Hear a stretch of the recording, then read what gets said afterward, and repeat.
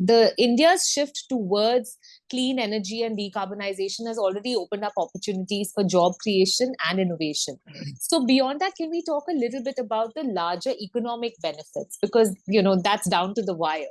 How can it, strengthen energy security and boost regional development domestically?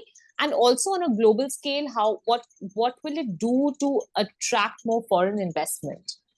So there are five massive benefits that come to us when we get on a net zero trajectory. The first benefit is that we have to increase investments dramatically.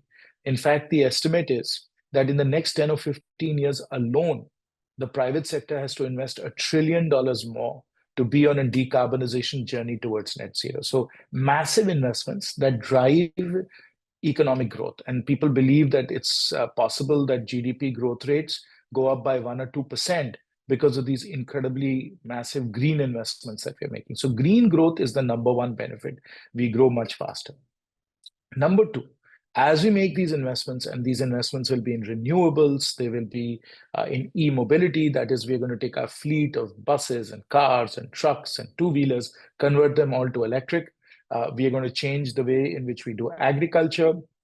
We're going to change our buildings, our offices. These massive investments are going to drive significant job growth in the formal sectors of the economy, which is exactly what India needs at this stage. So the second big benefit, apart from faster GDP growth and investment, is job creation. So job creation, of course, is a massive benefit for us. Number three, what happens is that as we decarbonize, we reduce the impact of climate change. So we have fewer cyclones, we have fewer droughts, we have fewer floods, and that saves us money as well because we have less adaptation, less of these kinds of damages that might happen due to climate. And so that's a third very, very important reason for us to do it, is to avoid these negative impacts of climate change.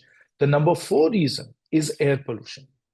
Now, this is a very serious issue, as we know, in northern India, and in fact, it has spread across India. AQI in Mumbai has also been running at pretty high levels in the 200s and so on. Now, the most recent studies are telling us that we are losing somewhere between 1 to 2 million lives a year because of air pollution.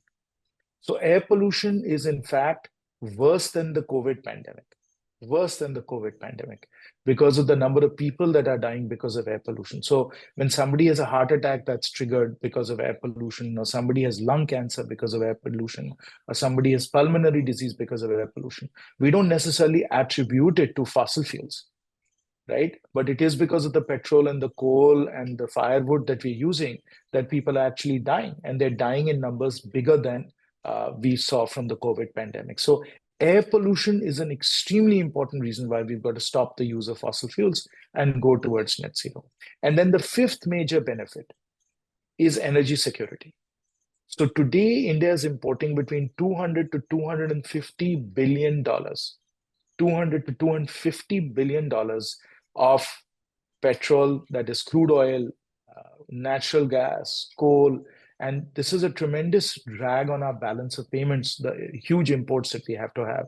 And if we don't become self-sufficient from an energy point of view, as our economy grows, doubles and triples from here on, we'll be importing $1 trillion worth of fossil fuels. We'll be the world's largest importer of fossil fuels, $1 trillion worth. Now, if we switch over to renewables, if we switch over to e-mobility, we will not need to import $1 trillion worth of fossil fuels. And that will help us stabilize our macroeconomy, bring down inflation, and so on, and really, really be very, very important for us. So therefore, there are five major benefits for us to switching away from fossil fuels and moving towards net zero.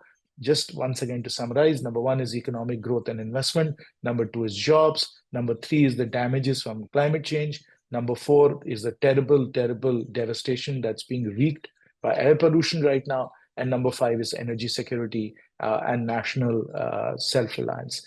From all of these perspectives, as I said, my slogan is net zero is massively net positive.